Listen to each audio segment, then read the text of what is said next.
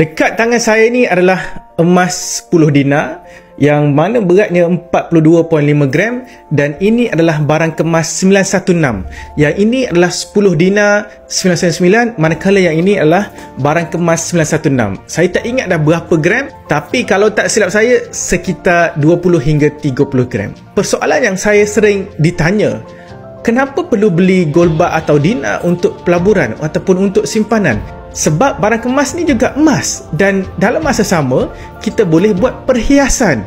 Jadi pendek kata, siapa-siapa beli barang kemas dia boleh simpan emas dan dia boleh buat perhiasan.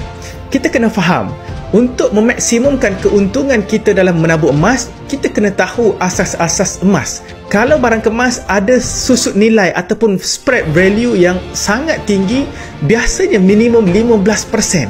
Ada yang sampai mencecah 30% kalau item-item barang kemas itu yang mungkin desainnya sangat susah. Pengalaman saya pernah masuk ke kilang barang kemas Public Gold dan proses untuk membuat barang kemas sangat complicated. Jadi sebab itulah saya baru faham kenapa barang kemas ada kos upah yang sangat tinggi, manakala gold bar dengan dinar tidak ada kos upah. Gold bar dengan dinar kita cuma ada gold premium. Gold premium harganya tetap, tak sama dengan barang kemas. Dan yang paling membimbangkan saya, kos upah barang kemas ni boleh dimanipulasi oleh pekedai emas.